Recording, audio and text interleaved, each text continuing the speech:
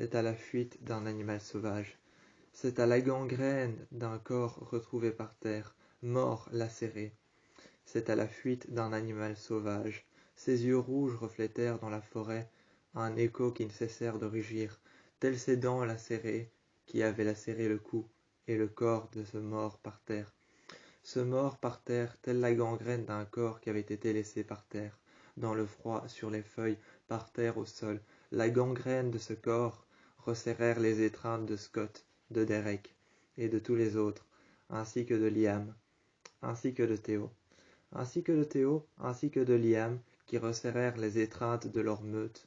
Tout autour des bois de Beacon Hills se trouvait la police, qui vint à arriver à 4 heures. La police qui vint à arriver à 4 heures resserrèrent leurs étreintes elles aussi, tout comme Scott, Derek, Théo, Liam et tous les autres qui resserrèrent leurs étreintes. Ils resserrèrent leurs étreintes, telles que celles de leur meute, ainsi que celles du lycée. Tout autour du lycée, entouré de voitures de police, mais c'est à cet instant-là qu'on put remarquer que les étreintes des meutes avaient été resserrées. Une bête féroce aux yeux rouges avait été lâchée dans la forêt. Cette bête féroce aux yeux rouges, aux crocs acérés, qui laissèrent derrière elle un écho. Cet écho qui, plus qu'autre chose, laissèrent derrière elle un silence des plus dévastateurs, faisant ravage dans la forêt et apprenant aux chimères qu'un massacre s'était passé. Ce silence dévastateur qui apprenait aux chimères qu'un massacre s'était passé. Ce silence dévastateur, laissé derrière Scott, laissé derrière sa meute, qui resserrèrent ses étreintes. Un meurtre dans la forêt, d'où la police qui vint à arriver à 4 heures. D'où la police qui vint à arriver à 4 heures. Les suspects qui ont été interrogés. À présent, la police est sur les lieux. Cloué au sol, un cadavre. Cloué au sol, ce même cadavre, ce même regard qui regardait la police. Le shérif et le père de Styles se trouvaient en face de ce cadavre, cloué au sol, le sang qui percutait le sol, les feuilles mortes colorées d'un sang rouge et intense, ce regard perçant et froid, avec un voile opaque sur les iris et la pupille. Par terre, ce cadavre, d'où la police qui vint à arriver à 4 heures. Eh bien, 4 heures plus tard, le shérif interrogea les suspects. Certains n'avaient aucun alibi, certains ne correspondaient pas. Tout ce que l'on savait, c'est que le lycée de Beacon Hills vint à être entouré par la police lui-même, tandis que les étreintes d'émeute avec Scott, avec Derek, avec Liam, avec Théo et avec tous les autres, ainsi qu'avec Isaac, avec Théo, avec Scott, avec Liam, avec tous les autres, Derek, Scott, Liam, ainsi que même Allison, avec son arc, l'archer de la meute. Allison, l'archer de la meute, celle qui lance les flèches et celle qui tient son arc. Une arbalète à la main, un arc dans l'autre, accroché dans son dos, des flèches qu'elle dégainait les unes après les autres. Théo, Scott, Liam et encore Derek resserrèrent leurs étreintes, faisaient face aux ennemis, tandis que la police entourait et fouillait les casiers de tous les élèves dans le lycée de Beacon Hills, tandis que la police vint à chercher les suspects les plus plausibles. La police vint à chercher les suspects les plus plausibles. Dans chaque recoin du lycée, ils fouillèrent tous les casiers, ce qui pouvait avoir un rapport avec ce mort qui avait été cloué par terre. Ce mort qui avait été cloué par terre avait été mis à sang et à feu. Cet homme qui avait été cloué par terre, mis à feu et à sang. Son corps était cloué par terre. Dans toutes circonstances, cette bête furax qui avait disparu pendant la nuit était coupable de ce qu'il s'était passé. Ses yeux rouges laissèrent un écho derrière elle, qui fit appel aux chimères, qui elle-même vint alors à se mêler des affaires de la police. Les chimères qui vinrent alors à se mêler des affaires de la police, transformèrent alors cette affaire en un vrai casse-tête. Les chimères venaient à se mêler aux affaires de la police. La police venait à se mêler aux affaires de l'école, l'école qui elle-même enfermait à l'intérieur Styles, Malia, Liam, qui lui était dans la forêt, mais à l'intérieur du lycée, Kira, Styles, Lydia, et bien d'autres étaient enfermés à l'intérieur. Bien d'autres, tels que Lydia, tels que Kira, tels que Malia et Styles, étaient enfermés à l'intérieur du lycée. Nous recherchons des coupables, des suspects, ou encore même des preuves concernant cet homme qui a été cloué par terre, lacéré et tué. On s'était acharné sur cet homme. On s'était acharné sur cet homme. Pourquoi? Pourquoi nous étions si faibles par rapport au fait que cet homme avait été tué violemment? Pourquoi nous étions si faibles par rapport au fait que cet homme a été tué si violemment? Son corps avait été laissé tout près de Beacon Hills, dans les bois, près de la forêt. Près de la forêt, dans les abîmes de la forêt, au plus profond, au fin fond de la forêt, avait été laissé le corps de cet homme qui avait été cloué par terre. C'est cela qu'on pensait, être si faible, et que dans un silence dévastateur, derrière nous, un écho, laissé par 2 yeux rouges, des crocs acérés, et un rugissement qui fit alors écho dans toute la forêt, laissèrent derrière elle un silence dévastateur, qui rapprocha de plus en plus les chimères, qui elles-mêmes se rapprochèrent de plus en plus du meurtre. Une alliance était formée entre les chimères et entre les loups. Une enquête était lancée, un silence dévastateur résonnait en écho dans la forêt. C'est autour de la forêt de Beacon Hills, du lycée de Beacon Hills, ainsi que de la High School Academy. C'est autour de cette forêt, la forêt de Beacon Hills, la High School Academy, le lycée de Beacon Hills, ainsi que même l'hôpital et même la forêt. L'asile psychiatrique, l'asilium, dans lequel s'était trouvée Lydia. L'asilium dans lequel s'était trouvée Lydia. Eh bien, Ekenhouse, elle-même, avait un reflet sur tout ce qui passe. Elle-même, Ekenhouse, Lydia qui avait été enfermée pendant tellement longtemps par les médecins de l'horreur à l'intérieur de Ekenhouse, elle-même cette grande bâtisse qui renfermait des fous et des couloirs interminables, des portes et des secrets, avait un écho et avait une vue imprenable sur la forêt. Elle savait le moindre secret, décimé entre les arbres, entre l'obscurité et entre le fin fond de cette forêt. Un meurtre avait été commis. La fuite d'une bête sauvage, ses yeux rouges qui laissèrent derrière elle une étreinte qui resserrèrent les groupes. Une étreinte qui derrière elle resserrèrent les groupes, les meutes, ainsi que celles de Scott et de Derek. Les étreintes, ainsi qu'un corps qui avait été cloué par terre. Ce soir-là, à l'école avait été encerclée, oui, mais à minuit, Styles et Lydia, Malia, Liam, Scott et tous les autres revenèrent encore une fois au lycée, car ce soir-là, un bal avait été organisé. Un bal, une soirée, une sorte de soirée dansante avait été organisée. Ce soir-là, ce même soir, après les meurtres horribles de cet homme qui avait été cloué par terre, baignant dans son propre sang, et bien juste après. La soirée vint à son comble, il était minuit pile. L'homme qui avait été cloué par terre avait été retrouvé mort. Emmené à la morgue, c'est alors que Melissa, la mère de Scott McCall, vient alors à faire une autopsie de ce même corps. La mère de Scott McCall, Melissa, vint à faire l'autopsie du même corps. Elle devait rendre un rapport pour le jour suivant, et c'est alors qu'au lycée de Beacon Hills, au même temps, au même quart d'heure, à la même heure et à l'instant précis où la fête battait son plein, Melissa McCall, mère de Scott, mère de Scott McCall, était en train de regarder ce qui s'était réellement passé, ce qui s'était réellement produit, ce qui s'était passé sur ce corps qui avait été cloué par terre. Eh bien, Scott lui-même resserrèrent les étreintes de ses troupes, de sa meute, de son groupe. Ils resserrèrent les étreintes de sa meute. Et tel le sang qui avait été versé pendant si longtemps, un mort avait été retrouvé dans la forêt.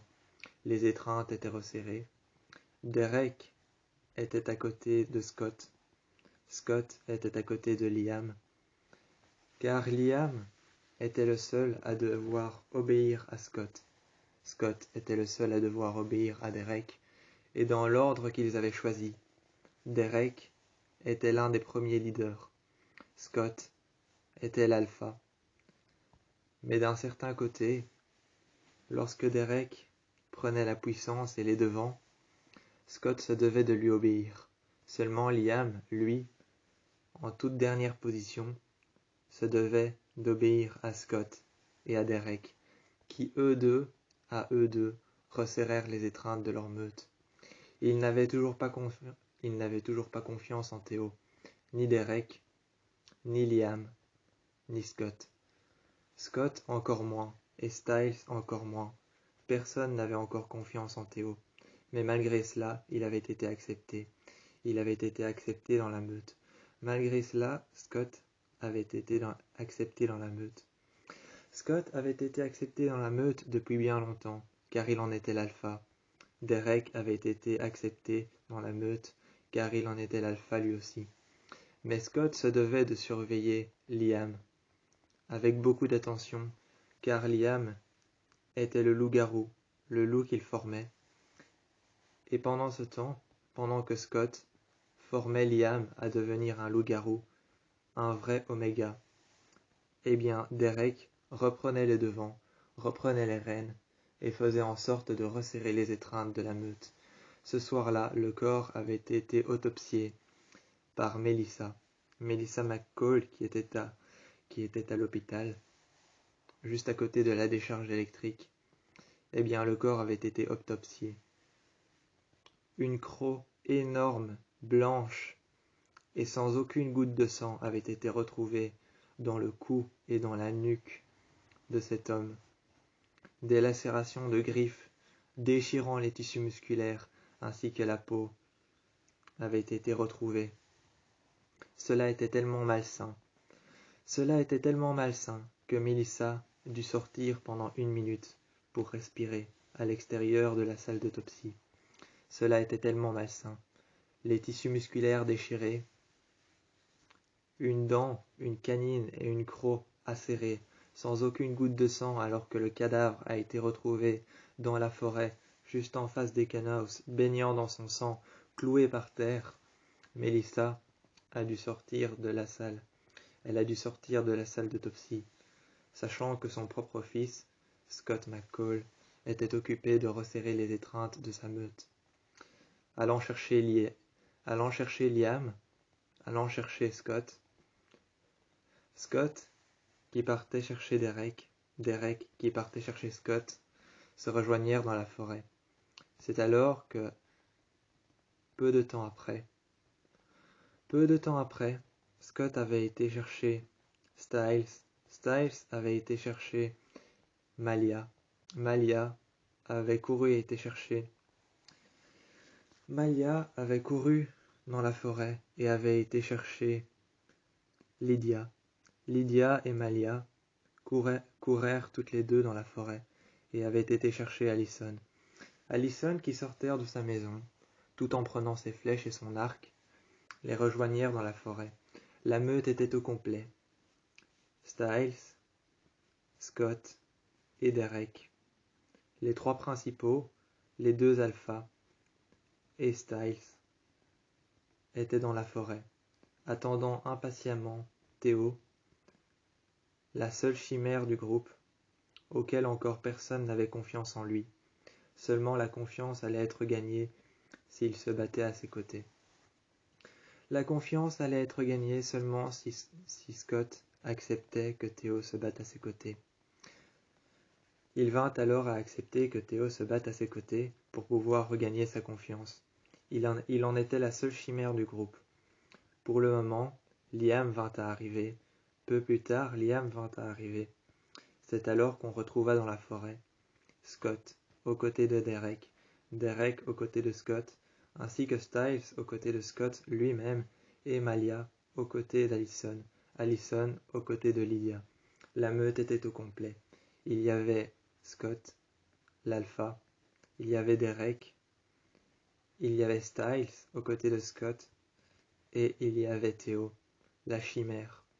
Ensuite, il y avait Allison, l'archer, et après Allison, il y avait la Banshee, Lydia, qui, elle, dans le froid, dans le silence, à l'endroit où l'on a retrouvé le corps cloué par terre dans son sang, juste devant la grille des Kenhouse, eh bien Lydia fermèrent les yeux, juste en face de Styles, se concentrèrent, mais ne sentaient rien, absolument rien.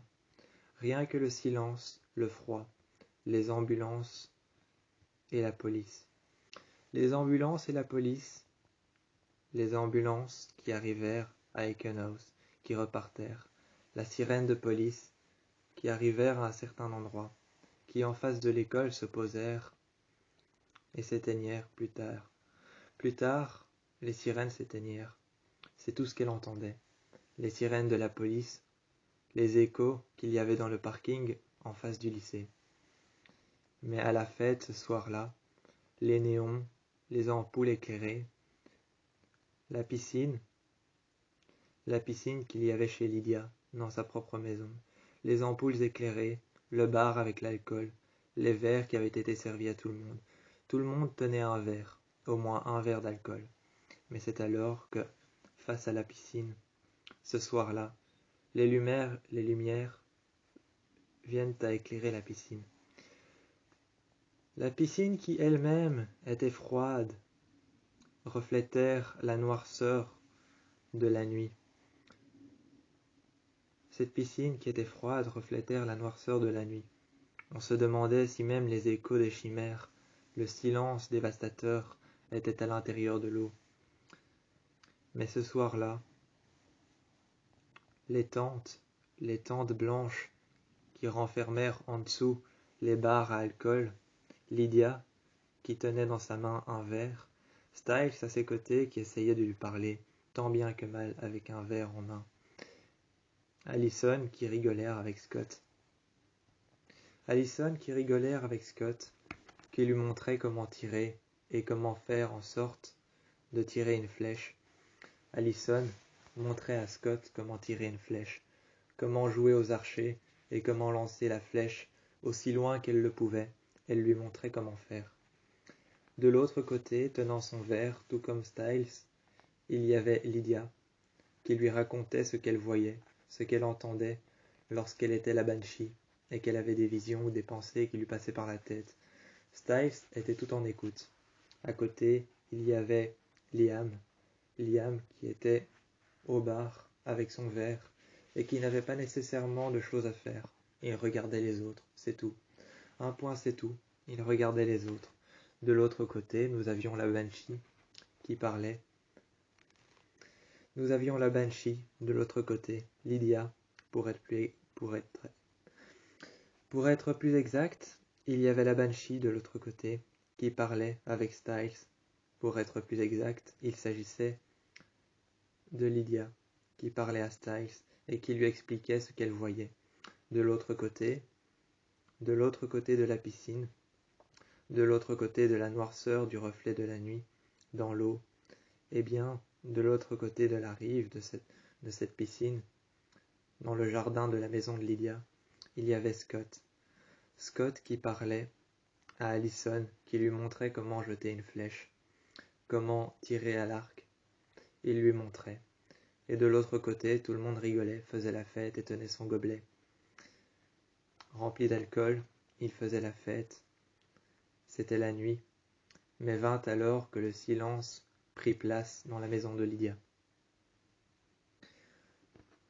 Tout le monde se demandait pourquoi tout s'était arrêté d'un coup, et que le silence dévastateur avait pris place. Après avoir été mis sur le côté, c'est alors que Scott se tournèrent vers Lydia et lui dit alors, en retirant Lydia des yeux de Styles. Scott lui dit alors à Lydia, qui le regardait attentivement. Tout en écoute, Lydia elle-même restèrent figées.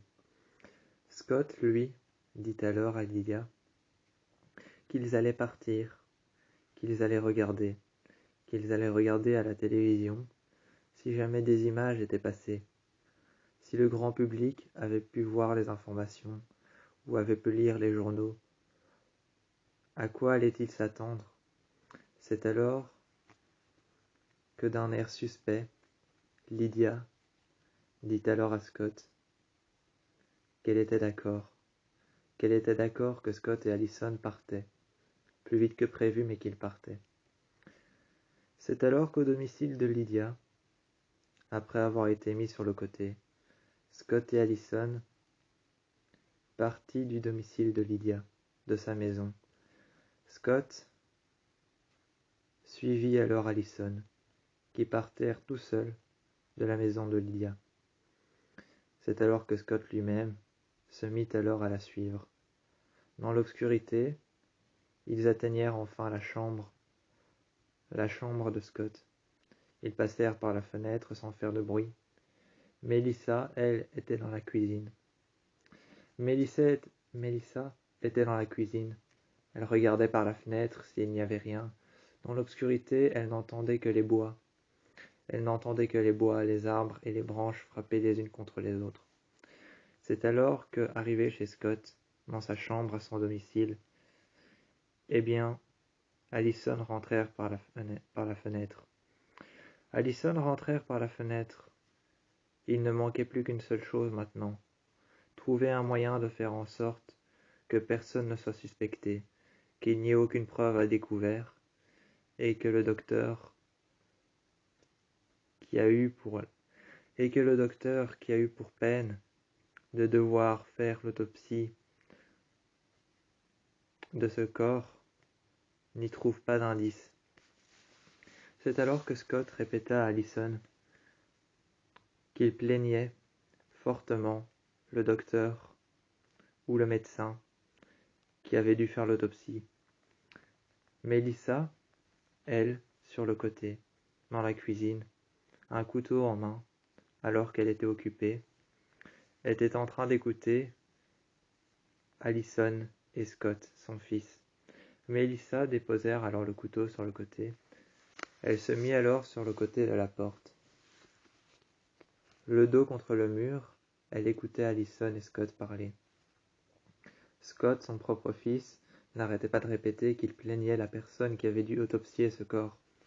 C'est alors que Mélissa, à minuit pile, sortit de la cuisine, arriva dans la chambre de Scott, et dit alors à Scott, en le regardant dans les yeux, « C'est moi qui l'ai autopsié. » Scott regarda sa mère. Allison était assis sur son lit. Et Scott vint alors à demander à sa mère si elle n'a pas trouvé des choses suspectes dans son corps. Si elle n'a pas trouvé de choses suspectes dans son corps, ou si même l'odeur du sang ne lui paraissait pas bizarre, c'est alors que, en tant que docteur, en tant que médecin, elle lui a alors appliqué toutes les circonstances qu'il y avait. Elle a appliqué toutes les circonstances, tous les inconvénients, tout ce qu'il y avait à avoir autopsié ce corps. Elle lui a dit que l'odeur du corps était bizarre, spéciale, que l'odeur du sang et la couleur en étaient encore plus spéciales. Elle lui a dit peut-être qu'il s'agit d'une maladie liée au sang. Et elle lui a sorti tout le rapport qu'elle lui a ensuite donné. Elle lui a dit précisément qu'il s'agissait peut-être du sang, un sang spécial qui sortait de ses veines, mais qui n'était pas de la bonne couleur. Elle lui a dit précisément qu'il s'agissait d'un sang peut-être pas naturel, qu'il s'agissait d'un sang qui était en pleine putréfaction, mais qui était toujours en train de couler dans ses veines. C'est alors qu'elle lui montra, après l'avoir appelé au téléphone.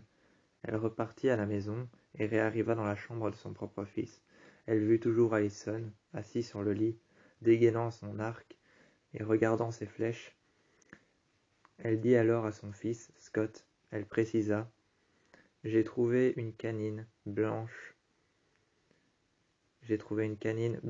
dans son cou qui jonchait le haut de sa colonne vertébrale. C'était une dent blanche, acérée, sur laquelle il n'y avait aucune trace de sang, alors qu'elle était immergée dans son cou.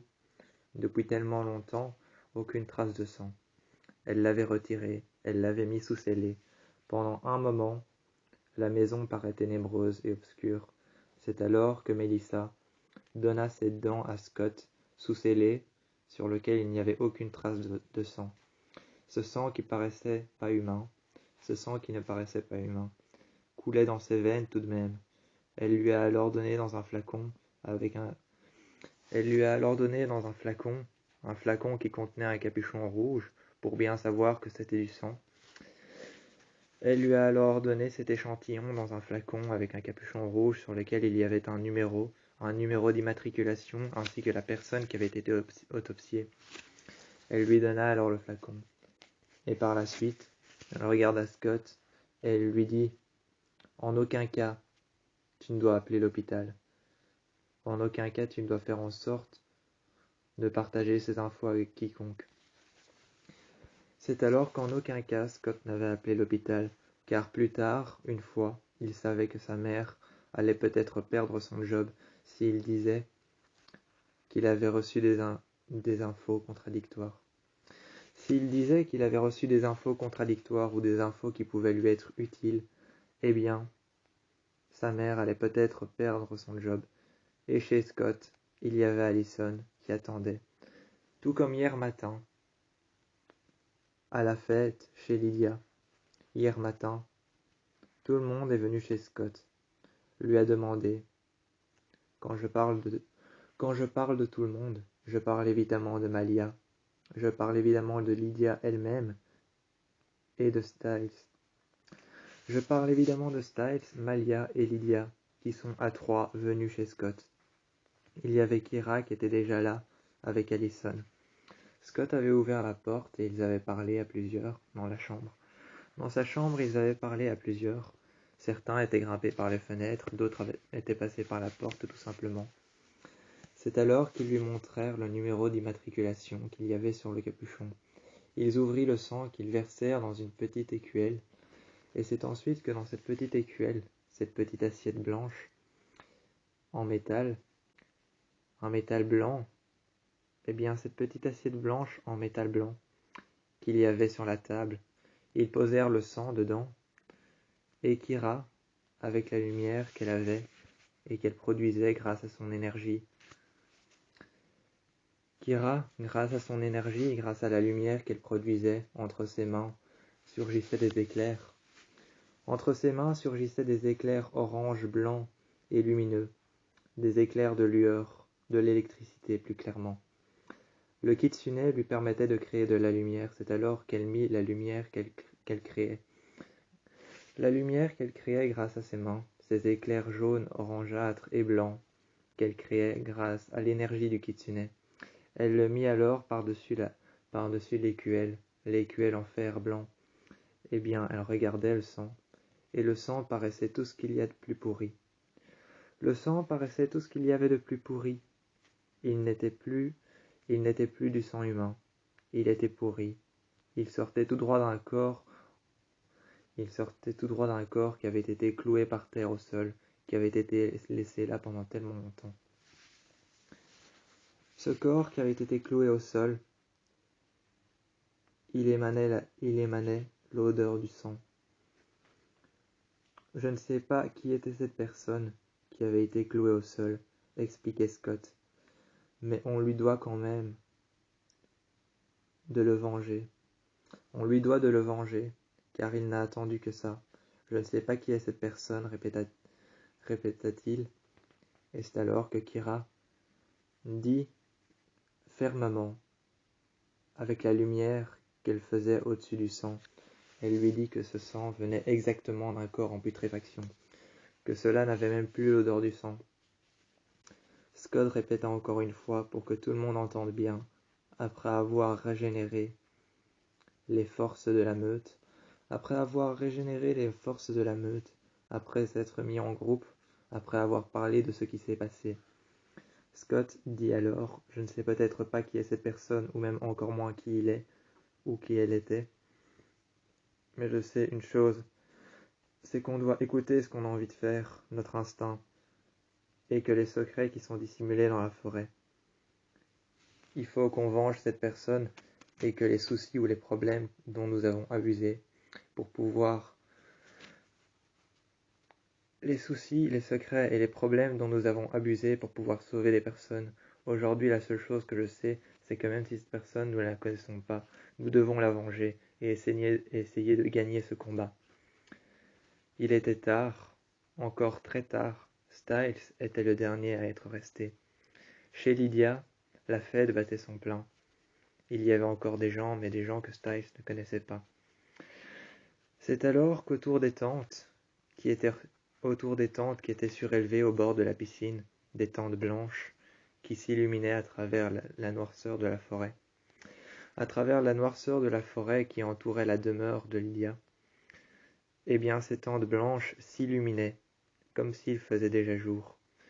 Eh bien dans l'obscurité de la nuit, autour de la piscine qui était elle-même éclairée, se reflétait l'obscurité du ciel, le reflet de la pleine lune. Et chez Lydia, autour d'elle, autour de la piscine, chez elle, à l'intérieur autant qu'à l'extérieur, tout le monde s'engagèrent à la fête. Tout le monde était en train de danser, en train de boire, en train d'abuser de l'alcool et d'essayer de se lâcher après une si longue journée. Après une si longue journée et une si longue année, un si long trimestre à être passé en cours, à avoir passé sa journée dans les couloirs du lycée. Ce soir-là, les soucis étaient partis, les secrets dissimulés avaient disparu. Tout le monde ne se souciait plus de rien, ils étaient confiants et ils s'amusaient. Ils criaient, ils dansaient. Ils étaient seuls ou à plusieurs, ils étaient en groupe ou autour de la piscine, dissimulés à plusieurs ou tout seuls.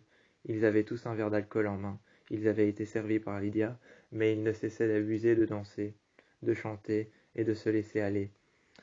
Styles, lui, était en dessous d'une tente. Il attendait sagement Lydia qui était partie. Et puis la voilà qu'elle était revenue. Elle était revenue vers Styles. Et elle lui dit alors que c'était bien gentil d'être passé.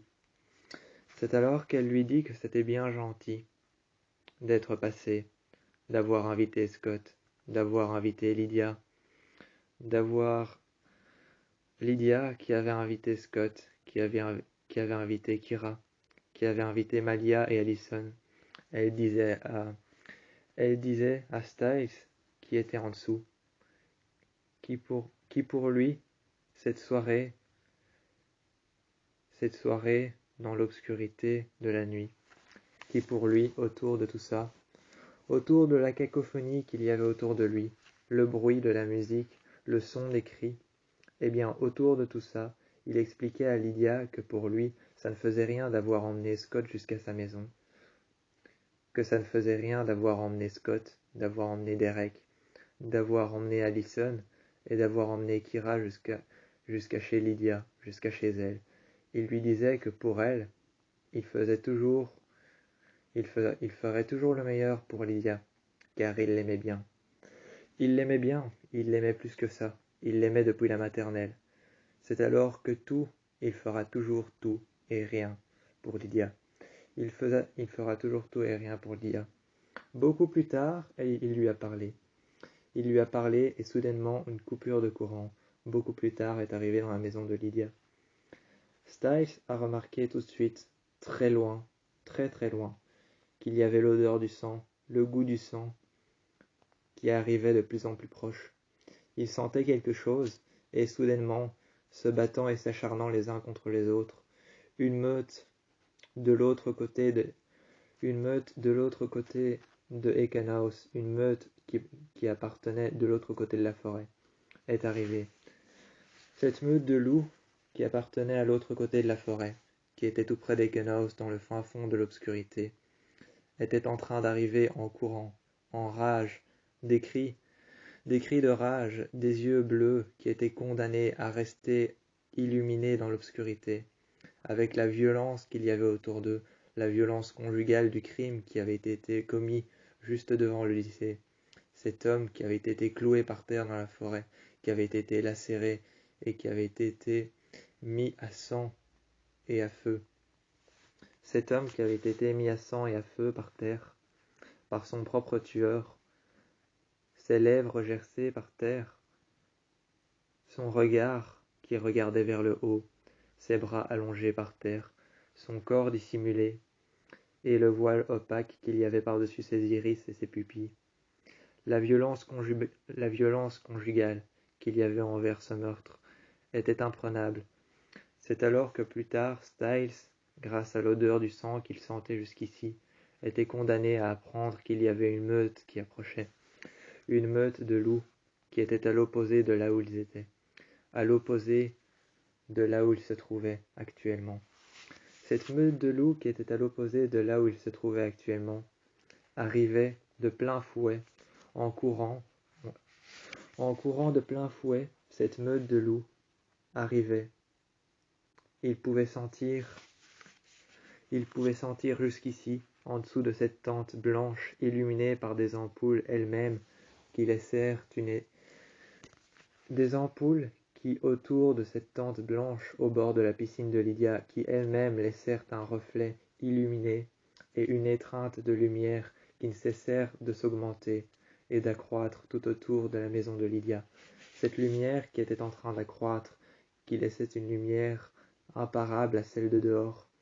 Eh bien, en dessous de cette tente, il y avait Styles, qui soudainement, lorsque la maison de Lydia fut ravagée par cette meute de loups qui rentrèrent à l'intérieur de la maison, qui se déchaînèrent contre les murs, qui se mit alors à laisser des traces de sang qu'ils avaient au bout de leurs pattes, leurs griffes qu'ils avaient sûrement traînées dans du gibier. Leurs griffes qu'ils avaient certainement traînées dans du gibier, recouvertes de boue et de sang, laissèrent des impacts et des traces sur les murs. Les murs étaient déchaînés, déchirés, ils n'étaient plus blancs et opaques comme ils l'étaient avant. Ils étaient déchaînés, déchirés, le papier peint était déchiré. Il y avait sur les murs blancs des traces de sang, il y avait sur le sol des traces de boue, il y avait des traces de pattes partout. À l'intérieur, cette meute de loups se déchaînèrent. Les traces de sang étaient appelées encore une fois sur les murs. La décoration de la chambre de Lydia était sans dessus-dessous. Il y avait donc sur les murs blancs, les murs roses et le papier peint qui avait été déchiré par les griffes, étaient alors rappelés à l'appel sur les murs blancs des traces de sang, des traces de boue et des traces de griffes. Leurs griffes avaient été traînées dans du gibier froid, sanglant, encore froid et sanglant, mort, ce gibier dans lequel avaient été traînées leurs pattes. Le sang était dissimulé partout sur les murs. La chambre de Lydia était renversée sans dessus-dessous. C'est alors que Styles s'accroupit en dessous du lit, tout en prenant Lydia par la main. Il se mit alors accroupi par terre. Il prit alors Lydia tout près d'elle, qui avait une forte respiration dans son cou. Styles se tourna vers Lydia et lui dit alors, en dessous du lit, en dessous d'un meuble, il lui dit alors « Reste là ». Il était alors parti voir la meute et la combattre. Derek était sorti de l'obscurité, Scott aussi, ainsi que Liam et Theo étaient tous sortis de l'obscurité. Dans la forêt, au plus profond de la forêt, ils combattaient. Scott, Liam, Derek et Styles, ainsi que même Theo, qui combattait pour rejoindre les forces et accroître et devenir plus puissant. Devenir plus puissant, accroître les forces de la meute, regagner leur confiance. Ils combattèrent à leur côté. Et c'est alors que Lydia, qui attendait sagement chez elle, la panique et la peur au ventre. Elle avait l'impression que son cœur se resserrait dans sa poitrine, que ses poumons étouffaient. La peur au ventre, elle attendait. Et Styles, lui, la panique et la peur au ventre, attendait le combat qui ne cessait d'arriver, de plus en plus. La fête avait été ravagée par les griffes, par les crocs acérés et par les rugissements. Le silence avait été laissé derrière. Lydia avait embrassé Styles, car il l'avait sauvée.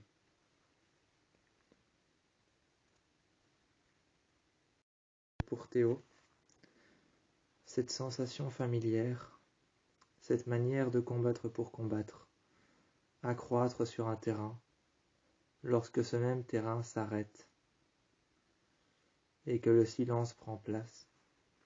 Pour Théo, cette sensation familière de combattre, l'effroi qui était en train de s'accroître, c'est encore lorsque nous sommes sur le terrain, ce terrain de feu, de cendres et de sang, lui-même, presque rempli, presque vide, à l'heure et à l'instant, à ce moment précis où je vous parle, à l'instant où je vous parle, presque rempli par l'odeur du sang, presque submergé par la terre et par la boue, les empreintes de leurs griffes et de leurs pattes laissées derrière eux. Théo, lui-même, dans le calme, tranquille, était assis par terre. Théo, lui-même, dans le calme, était assis par terre, tranquille, derrière les herbes. Il regardait et il attendait. Il attendait pour pouvoir passer à l'attaque. On pouvait déjà sentir dans le sol ses griffes se resserrer, se serrant tellement les unes contre les autres que l'on pouvait entendre des lacérations, des bruits de lacération. Il serrait tellement ses griffes dans la terre qu'il en laissèrent une empreinte et du sang sur la paume de ses mains. Il partit alors au combat, mais cette sensation qu'il avait en lui, cette sensation d'effroi familière, cette manière de sentir que le terrain sur lequel il est en train de s'accroître, ce terrain sur lequel rien ne s'arrêtera jamais, eh bien c'est presque la même sensation que Lydia avait sentie trop peu de temps après. Trop peu de temps après, lorsque Styles était revenu, à la fête, chez Lydia, qui avait été ravagée par cette meute contraire. Cette meute contraire à la leur, cette meute qui avait ravagé la fête de Lydia, qui était rentrée à l'intérieur, de feu et de sang, de terre et de boue, qui avait laissé leur marque, qui avait marqué leur territoire. C'est alors que Lydia, qui avait attendu en dessous de son lit, couchée par terre, terrifiée, la peur au ventre, c'est alors que Styles, l'effroi qui les entourait, la peur au ventre, et presque terrifié, l'effroi qui entourait cette maison. Styles, de peur de perdre Lydia, se mit alors à côté de Lydia, en dessous du lit, et lui dit alors « Ferme les yeux ». Il lui demanda de fermer les yeux. Lydia ferma les yeux, et c'est alors que lui-même, Styles, ferma les yeux aussi. Il les réouvra après un quart de seconde. Ses yeux n'étaient plus normaux, comme avant. Ils n'étaient plus bruns ou brun noisette, comme on pouvait les voir à la lumière du jour, ou brun foncé lorsqu'on pouvait les voir le soir. Il réouvrit les yeux. Lydia avait les yeux fermés. Styles regardait pendant un instant Lydia, les yeux fermés. Il se demandait bien à quoi Lydia pouvait penser, ce qu'elle pouvait voir ou ressentir. C'est alors qu'il dit à Lydia « Tu peux ouvrir les yeux ». Styles, pendant un quart de seconde, avait fermé les yeux lui aussi. Ses yeux étaient de nouveau jaunes, jaune vif, tel un oméga. Tel un oméga, ses yeux étaient jaune vif. Il demanda alors à Lydia d'ouvrir ses yeux et de lui faire confiance. C'est alors que Lydia lui fit confiance et lui ouvrit les yeux. Elle respira un coup, et encore une fois, Styles pouvait sentir sa respiration forte. Il pouvait sentir sa respiration forte sur son torse et légèrement sur sa clavicule. C'est alors que Lydia ouvrit les yeux. Apeurée, elle se mit légèrement, à respirer beaucoup trop fort. Légèrement, elle se mit à respirer beaucoup trop fort. Sa respiration s'était arrêtée pendant un temps, mais Styles lui a dit, en gardant sa main sur sa bouche pour ne pas qu'elle crie et pour ne pas qu'elle hurle, en gardant sa main sur sa bouche pour ne pas qu'elle hurle ou pour ne pas qu'elle crie. C'est alors qu'il lui a dit « Garde ton calme, respire ». Lydia a respiré, a inspiré et a de nouveau expiré, a regardé les yeux de Styles et lui a passé sa main dans les cheveux. lui passant sa main dans les cheveux, redescendant jusqu'à l'arcade sourcilière, regardant ses yeux et passant ses mains sur ses lèvres, ainsi que sur le côté de ses joues, il la regardait, Lydia la regardait, et il a tout simplement dit « Ouais, je suis un loup ». Lydia a demandé pourquoi est-ce qu'il avait gardé ce secret, pourquoi est-ce qu'il n'avait pas voulu le dire, et depuis quand est-il un loup? Il n'avait pas voulu le dire, car cela faisait depuis tellement peu longtemps. Lydia lui a demandé « Depuis quand ?» Elle a dit « Depuis que j'étais dans la... » Lydia avait demandé « Depuis quand ?» Styles a répondu « Depuis qu'il était dans la forêt, qu'il a vu la chair fraîche de cette femme allongée sur le sol, découpée en 2 morceaux, allongée sur le sol, clouée au sol. Eh bien, depuis ce jour-là où il a été dans la forêt, le premier jour de l'année où Scott s'est fait mordre, il a remarqué que peu de temps plus tard, un trimestre plus tard, il a remarqué que Styles réagissait de manière agressive, que cette manière de réagir chez Styles lui paraissait familière, et que des fois sa manière d'agir, qui était plutôt agressive, était en train d'accroître. Il en a conclu donc qu'il était peut-être un loup lui aussi. Un jour, dans les vestiaires des garçons, il a soulevé son t-shirt, il a enlevé son t-shirt, tout comme Scott qui en a fait de même pour mettre son équipement de lacrosse. Il en a remarqué que sur les côtes du côté gauche, il avait une morsure, alors que Scott, lui, sur ses côtes du côté droit, en avait une morsure. C'est alors qu'ils ont commencé un entraînement régulier. Et souvent, dans la forêt, ils s'enfermaient dans l'obscurité, dans les ténèbres, pour pouvoir apprendre à savoir voir dans la nuit, à savoir voir, à s'entraîner, à courir, à chasser, à courir, à laisser son territoire derrière soi, à marquer son territoire, laisser son territoire derrière soi, former une meute ou encore apprendre à courir, à voir dans le noir, à chasser des proies, à devenir le prédateur autant que la proie. Il fallait qu'il apprenne. Scott l'a alors emmené dans les plus profonds de la forêt, dans les profondeurs de la forêt les plus obscures, dans les endroits les plus obscurs et les plus terrifiants. C'est alors qu'il lui a appris à être le prédateur autant qu'à être la proie. Il lui a appris à être un loup, il lui a appris à voir dans le noir, à courir et à laisser son territoire derrière soi. Les frissons et la peur étaient tout autour d'eux. Cette sensation familière de déjà-vu, d'effroi, qui était en train de s'accroître tout autour du comportement de Styles, ce jour-là, avait laissé une marque bien ancrée dans son cœur. C'est alors que cette marque bien ancrée dans son cœur, il expliqua tout, mot pour mot, sensation pour sensation, qu'il lui paraissait familière ou non, l'effroi et la peur, l'angoisse qu'il avait laissée derrière lui. Il expliqua mot pour mot ce qu'il avait vécu avec Scott lorsqu'ils étaient dans les profonds de la forêt. C'est alors que Lydia se mit à voir tout autour d'elle, partout autour d'elle, elle se mit à voir des personnes qui n'arrêtaient pas de dire qu'ils étaient désolés. Ces personnes n'arrêtaient pas de dire qu'ils étaient désolés. Ils étaient tout autour de la piscine et étaient imposants.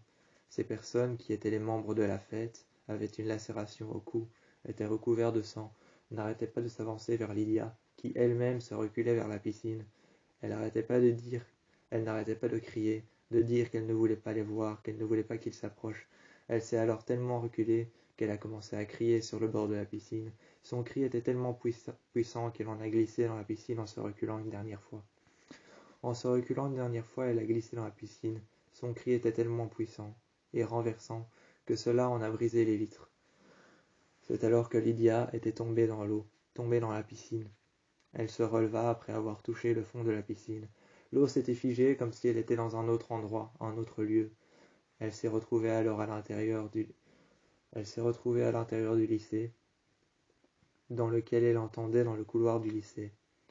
Les casiers qui vibraient, les portes qui se refermaient et qui s'ouvraient. Et c'est alors qu'elle vit dans les casiers. Dans les casiers, elle vit et elle entendit le visage et le bruit d'un cri d'un patient de Heckenhaus.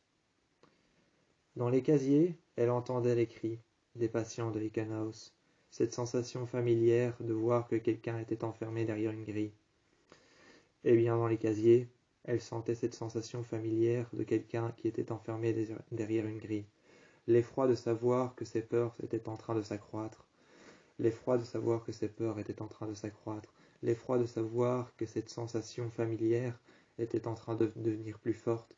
De savoir que certaines personnes étaient enfermées derrière une grille, dans l'obscurité et dans le noir des casiers. Elle ouvrait les portes, elle entendait un bruit et elle voyait un visage. Une personne était en train de courir une personne habillée en blanc. Une personne habillée en blanc, vêtue d'une chemise d'hôpital. Une chemise que l'on mettait aux fous pour pouvoir rester dans leur chambre. Ces personnes qui avaient une chemise blanche, qui étaient à Eikenhouse, étaient classées comme dangereux, comme incontrôlables et avec beaucoup d'antécédents.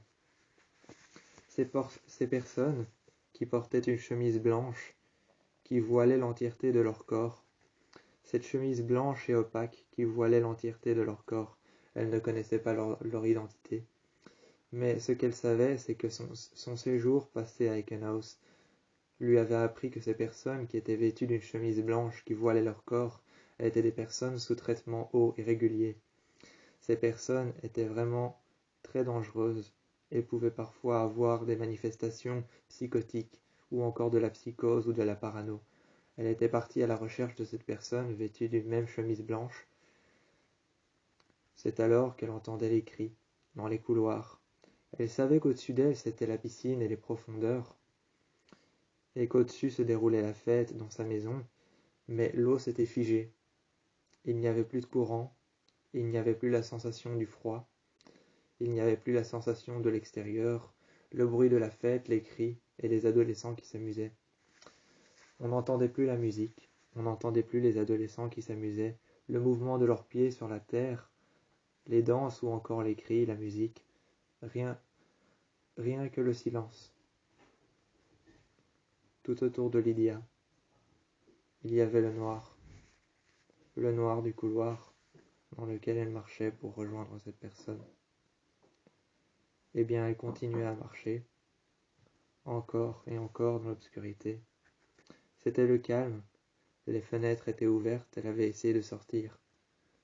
Lorsqu'elle a essayé de sortir par une fenêtre, c'était comme dans un labyrinthe. Elle se retrouvait encore une fois au même endroit où elle est arrivée lorsqu'elle est tombée dans la piscine.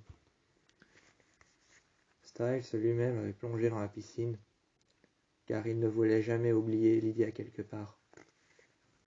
Il avait plongé dans la piscine, il ne voulait jamais oublier Lydia quelque part. Il la retrouva alors dans le couloir du lycée, trempée, mais Lydia était dans le couloir. Il l'a ramenée à la surface, passant par la fenêtre. Il l'a grimpée jusqu'à la surface, nagé jusqu'au bout de la piscine. Il l'a posée sur le côté. Lydia a hurlé, et la nuit était noire. Cette sensation familière de déjà-vu était en train de s'accroître, encore et encore, lorsqu'elles remarquèrent les yeux jaunes qui reflétèrent la lumière de la nuit. Les yeux jaunes de Styles qui reflétèrent la lumière de la nuit, qui était impatient de pouvoir revenir à la lumière du jour, eh bien ces yeux qui reflétèrent la lumière de la nuit, qui étaient aussi scintillants que les lumières qu'il y avait autour de chaque tente blanche, eh bien étaient en train de s'accroître comme une sensation de déjà-vu. Lydia regardèrent ses yeux et lui demandèrent une nouvelle fois pourquoi il était un loup-garou. Il lui a tout simplement dit « Assieds-toi sur une chaise ». Elle s'est alors assise, et en face d'elle s'est installé Styles, qui toujours lui a raconté la même chose, que un soir, chez lui, dans sa chambre, il était en train de réfléchir à une enquête que son père menait, le shérif adjoint de Beacon Hills. Il était en train de réfléchir à une enquête que son père menait, tout seul. C'est alors qu'il a commencé à essayer de joindre bout à bout ce qu'il avait pu récolter de son côté. Ce que Styles, ce soir-là, avait bien pu récolter de son côté comme preuve qui pouvait être satisfaisante. Comme preuve qui pouvait être satisfaisante ce soir-là, Styles, qui avait joint bout à bout, avec un fil rouge sur un panneau sur lesquels il y avait des photos de crimes et de meurtres sanglants, de cadavres cloués par terre, qui étaient recouverts de leur propre sang, de strangulation au cou, des corps par terre qui étaient cloués sur un sol froid, ou encore à l'intérieur d'un hangar abandonné, recouvert de sang, des strangulations au cou. Eh bien, toutes ces photos étaient mises les unes sur les autres, reliées entre des fils rouges, bout à bout. Ces photos étaient accrochées sur un panneau. Il réfléchissait ce soir-là. Scott était en bas et lançait des fenêtres Scott était en bas et à sa fenêtre lançait des cailloux pour pouvoir lui dire qu'il était en bas. C'est alors qu'il regardait à la fenêtre. Tout en ouvrant la fenêtre, il regarda par terre, en bas. Il vit Scott qui lui fit signe pour descendre. Il vit Scott qui lui fit signe de descendre. C'est alors que Styles laissa son tableau, laissa sa chambre et éteigna la lumière derrière lui, passa par la fenêtre et sauta une fois arrivé en face de Scott. Ils s'enfoncèrent dans la forêt. Scott se fit mordre tout d'abord, mais quelques semaines plus tard, il put remarquer que le changement de comportement de Styles devenait plus inquiétant, commençait à s'accroître, et devenait si familier que cette sensation de comportement qui changeait, qui était en train de s'accroître au niveau de Styles, paraissait si familier que Scott en a déduit qu'il était aussi loup-garou, mais qu'il allait le devenir seulement plus tard. Ils sont donc partis très souvent, régulièrement dans la forêt, pour pouvoir savoir autant être la proie que le prédateur, autant savoir voir pendant la nuit, autant savoir courir et laisser son empreinte. C'est alors qu'il lui a tout raconté, bout à bout, mot pour mot.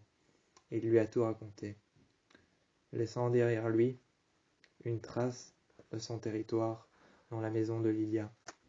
Il revint alors au lycée le lendemain. Lydia embrassa Styles. Styles embrassa Lydia. Ils s'asseyèrent l'un à côté de l'autre, et Scott, Liam, Malia, Kira, Théo et tous les autres étaient venus s'asseoir à côté d'eux. Ce soir-là, Lydia en avait encore des visions récurrentes. Scott, lui, n'avait aucun souci avec ça. La seule chose qui le dérangeait encore chez Scott, c'était cette moitié de Styles qui n'avait pas disparu durant l'accident de la forêt, lorsqu'ils se sont tous les deux fait mordre, mais que seulement un trimestre plus tard, Styles l'a découvert dans les vestiaires des garçons, en enlevant son t-shirt à côté de Scott, remarquant qu'il avait une morsure sur la côte gauche de son corps, de son torse. Il l'en avait remarqué seulement plus tard. Un trimestre plus tard, il a commencé à savoir manier ses pouvoirs de loup et de loup-garou. Seulement un trimestre plus tard, il a commencé à savoir manier correctement ses manières de loup-garou, à savoir se contrôler à la pleine lune, ses yeux et son changement, le changement qu'il avait autour de lui, qui était poignant pour Scott et qui était poignant pour lui, a commencé à s'agréer et à devenir de plus en plus fort. Il a commencé à savoir le gérer, tel que ses yeux à la pleine lune qui devenaient plus puissants, tel que son comportement qui était plus puissant, tel que sa vue qui paraissait plus précise, tel que son comportement qui paraissait plus violent. Eh bien, il s'est adressé à Scott. Avec quelques quelques trimestres et quelques années d'entraînement, il a su qu'il était un loup-garou, qu'il était un alpha, qu'il était un oméga, et que Scott était un alpha. Il l'a su, et avec de l'adresse, avec de la poigne, il a commencé à comprendre et à savoir faire. Lydia l'avait écouté, bout à bout, mot pour mot, jusqu'à la fin. Il lui a alors dit « Et j'ai donc conclu 7 semaines plus tard que j'étais un loup-garou. Je l'ai compris seulement 3 semaines plus tard, mais 7 semaines plus tard, j'en ai compris réellement que j'étais un loup-garou, car j'étais dans la forêt. Scott l'avait aidé et les avait rejoints dans les couloirs du lycée pour en parler concrètement, car Styles ne se souvenait plus clairement de ce qui s'était passé cette nuit-là. Ils en ont parlé avec Lydia, avec Kira, avec Malia. Le jour suivant, quand Lydia arrive dans les couloirs, elle fait demi-tour et repart à grands pas, avec l'objectif d'aujourd'hui, rentrer chez soi. Mais comme tous les jours, une femme comme Lydia qui a des choses à faire, dans cet endroit, au lycée de Beacon Hills, dans les allées normales des couloirs, regarde partout autour d'elle. Une femme comme Lydia, qui a des choses à faire, regarde partout autour d'elle. Elle regarde les gens, les élèves, ainsi que Théo, qui l'espace d'un instant, passèrent à côté d'elle. Sur une journée normale, dans un couloir si prolongé et si long, elle marchait à grands pas. Elle avait des choses à faire, mais avant de repartir chez elle, elle marchait, et elle regardait les hommes, les gens, les casiers, et dans le couloir, elle regardait les profs, à travers les vitres, elle regardait les cours se dérouler, et les élèves passer à côté d'elle. L'espace d'un instant, Théo, qui était passé à côté d'elle, l'arrêta, et discuta avec elle, en lui demandant ce qu'elle avait trouvé dans les bois, ce qu'elle avait vu lors de la fête. Elle ne répondit rien, elle regardait Théo, Théo qui était parti, et la jeune femme qu'elle était, Lydia, partie. Dans le couloir, on put apercevoir sa jupe noire tout au fond.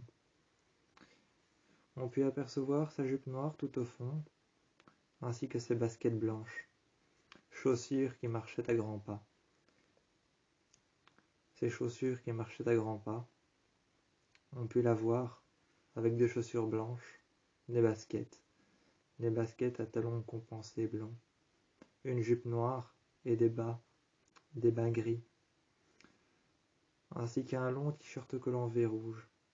Elle avançait dans les couloirs, ses cours à la main. D'un air normal, elle apprivoisait les personnes qui passaient à côté d'elle. Tout en restant à côté d'elle, elle apprivoisait les personnes qui passèrent. Les élèves, ainsi que les personnes telles que les profs, elle fouillait à travers les fentes qu'il y avait entre les portes. Entre les portes, elle fouillait à travers les fentes. Elle regardait si les classes étaient occupées ou non. Mais avant de repartir chez elle, quand elle arrivait dans les couloirs, dans les longs couloirs de l'école, avant de repartir chez elle, elle fit demi-tour et elle partit voir, encore une fois, elle partit voir Styles. L'objectif de sa journée ne s'acharnèrent pas sur rentrer chez elle, mais dire au revoir à Styles pour pouvoir l'embrasser une dernière fois, après tout ce qui s'est passé. C'est alors que dans les couloirs normaux de ce qu'on pouvait appeler être leur lycée, elle regardait les gens, leurs sacs à dos. Elle entendait le bruit de ses baskets contre le sol. Elle marchait, et elle regardait tout autour d'elle. Tout autour d'elle, il y avait la notoriété du lycée. Elle apprivoisait chaque regard, chaque pas et chaque personne qui passait à côté d'elle. Elle regardait, et elle marchait au milieu du couloir, comme si elle était dangereuse et que personne ne voulait la voir. Comme si elle était dangereuse, qu'elle était agressive et révélatrice. Comme dangereuse, révélatrice et agressive, elle marchait au milieu des couloirs. Tout le monde lui laissait un rang de passage au milieu des couloirs, la regardait marcher et entendait ses grands pas, arriver du bout du couloir jusqu'au fond de la pièce. Elle marchait à grands pas, on pouvait entendre ses talons contre le sol, on l'entendait arriver et on entendait ses grands pas arriver du fond de la pièce jusqu'au bout du couloir. Tout le monde la regardait, une véritable diva. Une véritable diva qui marchait dans un couloir, du fond de la pièce jusqu'au fond d'un autre couloir.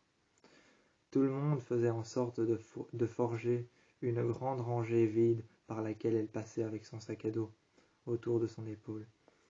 Tout le monde, tous les élèves, se mettaient sur le côté, formant une rangée vide au milieu du couloir par laquelle elle passait. Elle apprivoisait chaque regard, chaque personne qui la regardait ou qui lui tournait le dos. Elle apprivoisait chaque personne, et elle marchait le long de cette rangée qui avait été formée par les élèves dans le couloir. Elle avançait, et plus elle avançait, plus les personnes accomplissaient un regard qui la regardait partir. De près ou de loin, on pouvait la voir. Ils étaient tous perdus à l'idée de voir Lydia, aussi réactive, aussi agressive et aussi prévoyante par rapport à ce qu'elle allait faire. Je suis presque sûr que ce que je ne voyais, ce jour-là, lorsque Théo était à son casier, il est presque sûr, m'a-t-il dit, ce qu'il a dit à haute voix, sans gêne, devant Lydia. Je suis presque sûr qu'il y a quelque chose de pas normal. C'est alors que Lydia lui sourit, pencha la tête et repartit dans les couloirs.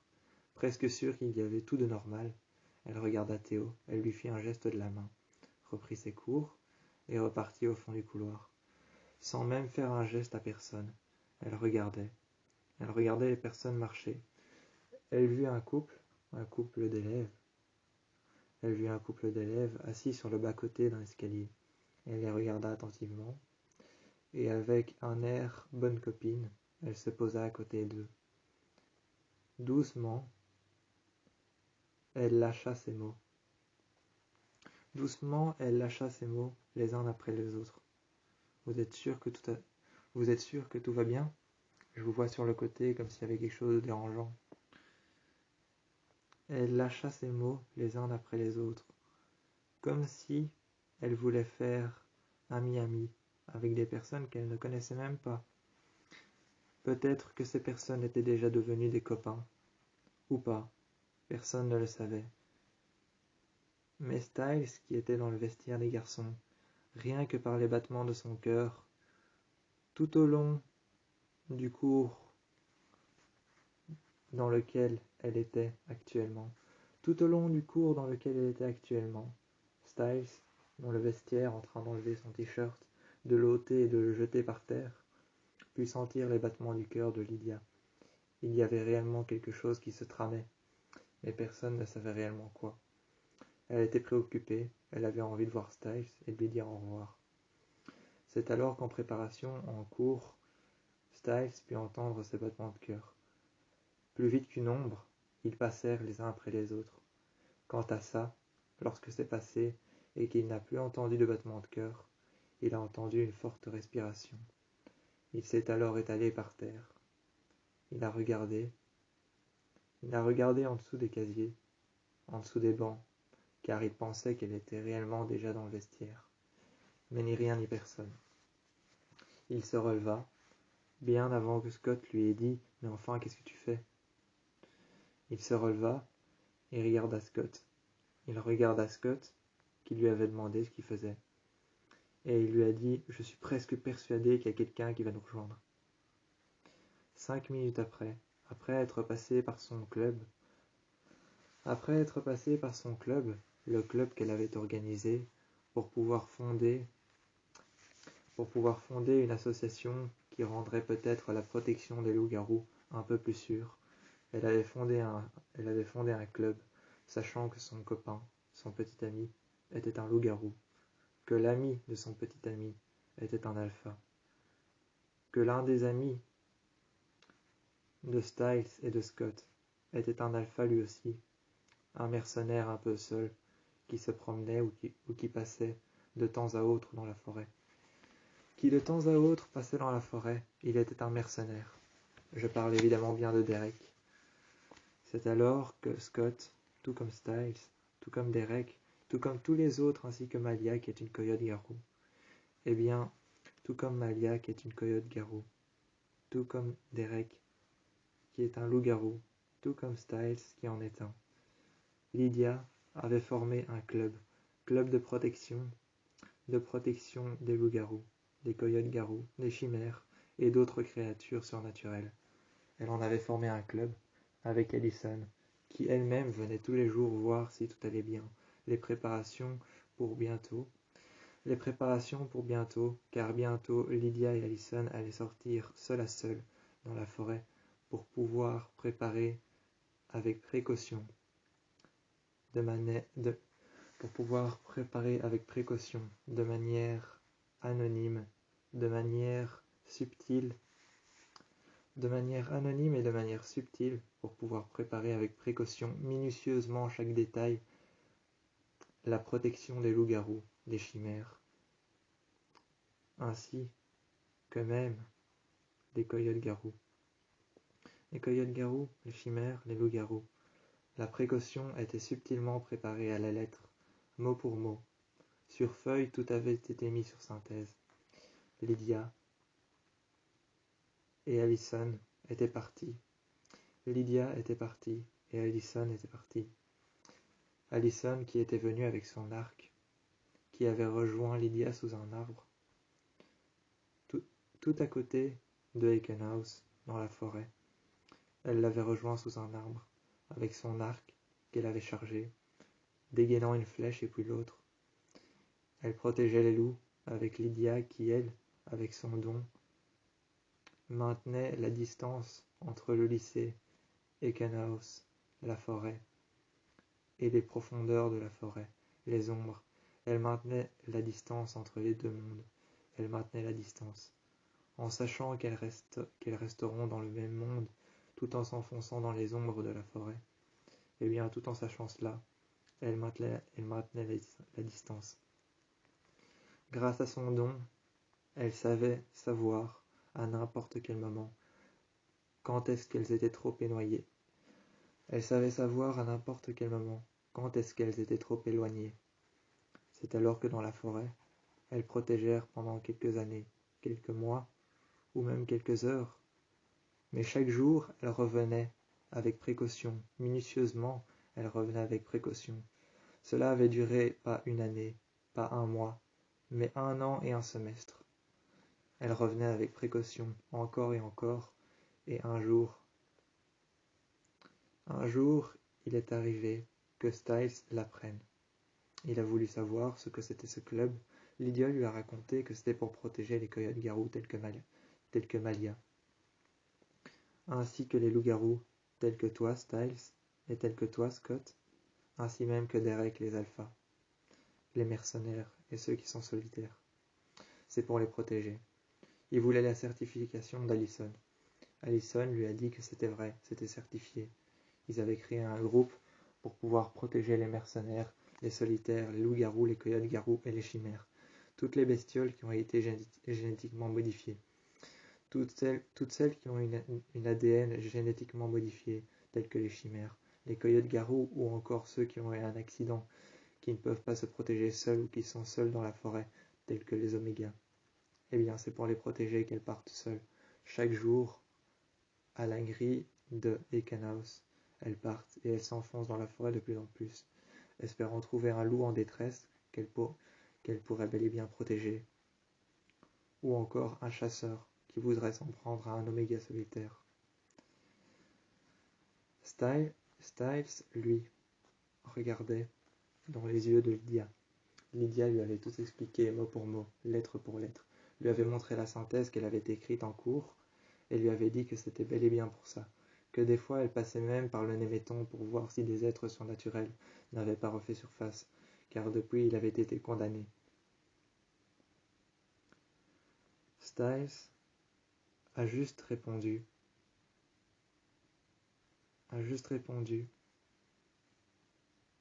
aucun mot, il n'a rien répondu. Il avait voulu répondre quelque chose, mais sur l'instant Styles ne savait pas quoi dire à Lydia. Il avait voulu répondre quelque chose, mais l'air normal, je ne suis réellement pas sûr qu'il a su s'exprimer. Lydia l'avait regardé et lui a dit alors « T'es sûr que tout va bien ?» Styles lui a juste répondu en l'embrassant. Un long baiser, lèvre sur lèvre, lèvre sur lèvre, les lèvres contre les lèvres de Lydia, ses lèvres contre les siennes. Sa joue qui parcourait la sienne, la main de Lydia contre sa joue à lui, le long de son œil et de son arcade sourcilière, la main de Lydia dans les cheveux de Styles qui passèrent ses mains sur les côtes de Lydia. Lèvres contre lèvres, ils s'embrassèrent. C'était sa seule réponse. Il n'avait rien d'autre à répondre. Il ne savait pas quoi dire, ni même véritablement quoi penser. Lydia, après lui avoir demandé « T'es sûr que ça va ?» Il n'a eu qu'un seul réflexe, l'embrasser. et puis se redresser, relâcher ses lèvres contre celles de Lydia. Allison les avait regardées. Scott était juste arrivé à ce moment-là. Ensuite, plus tard, sur le terrain, seulement plus tard, les éclairages s'ouvrirent au côté gauche, au côté droit, au côté gauche arrière, au côté droit arrière. Tout le terrain était éclairé par les spots. Il y avait le coach qui était assis sur les gradins avec son sifflet et qui n'attendait que Styles et Scott, tandis que les filles, Kira, Malia, Allison et Lydia étaient sur les gradins et regardaient.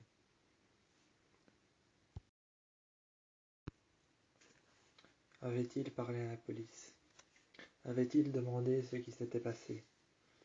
Styles, ne prenant pas au sérieux tout ce qui s'est passé, demanda pourquoi, après avoir rejoint Scott chez lui. Étant passé par la fenêtre, il lui demanda, et il ne répondit que « Je ne sais pas ». Scott, lui, en avait appris plus sur le cadavre. Le cadavre avait été recouvert de sang, retrouvé brûlé, par terre cloué au sol. Brûlé signifie qu'il a été calciné, brûlé, qu'il est passé sous les flammes.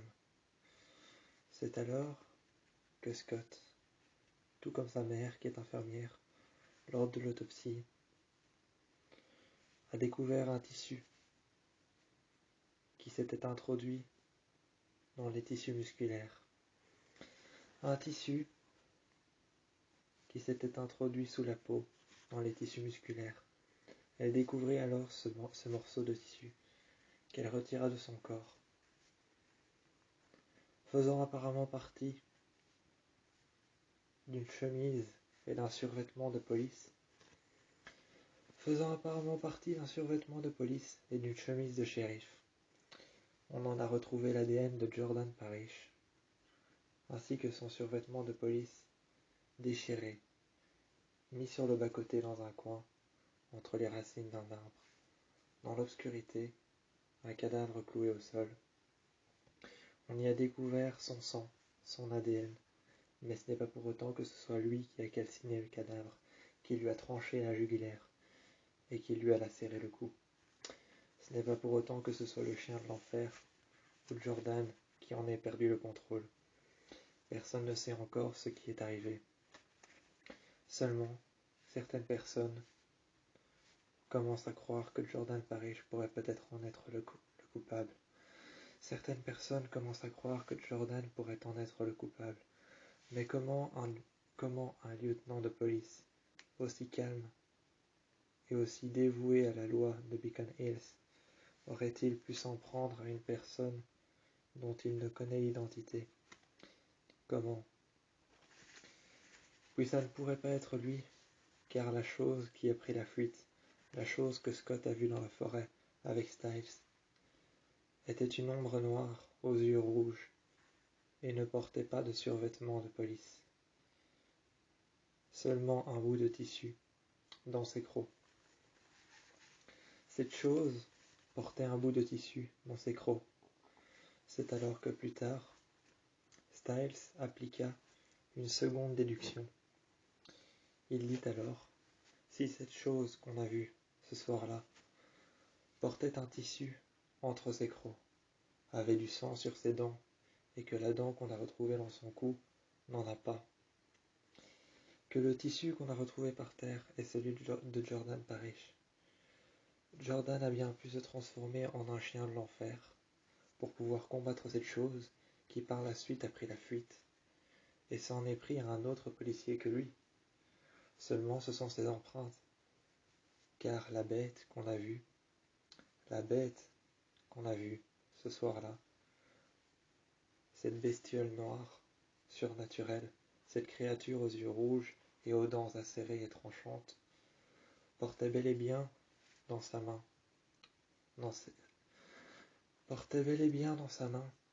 un tissu, un bout de chair et une chemise de police, ainsi qu'un insigne sur lequel il était inscrit « Shérif du comté de Beacon Hills ». Peut-être bien que c'était lui. Mais seulement plus tard, après avoir affirmé que ça pourrait peut-être être en lien avec le chien de l'enfer. Ou pas. Styles découvrit seulement plus tard, en rentrant au poste, après avoir été appelé par son père, il découvrit plus tard que l'un des policiers n'était plus là, l'une des policières non plus. C'était peut-être bel et bien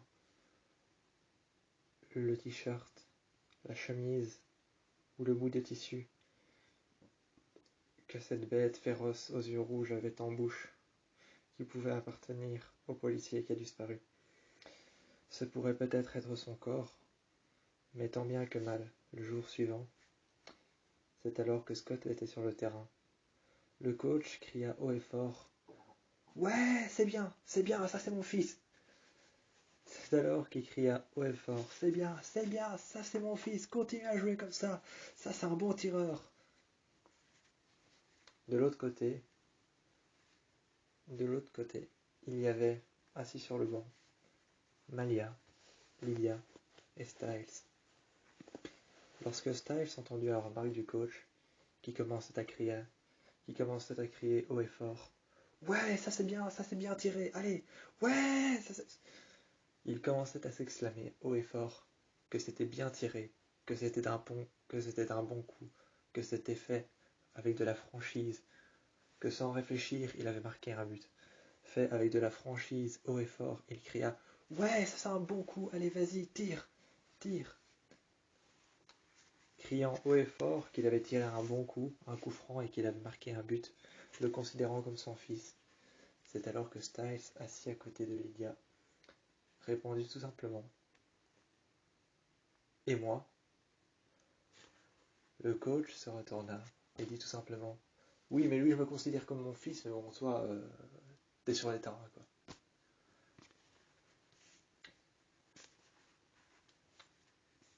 Styles réfléchit pendant une minute, se tourna vers Lydia, qui le regarda seulement pendant quelques minutes, et continua à entendre le coach crier: « Ouais, allez-y, tirez plus fort d'un coup franc sans réfléchir. Oui, ça c'est bien, toi je te considère comme mon fils. Ouais !» Il entendait le coach. Ils levèrent les yeux au ciel. Ils soupirèrent encore une fois. Ils levèrent les yeux au ciel et soupirèrent une dernière fois.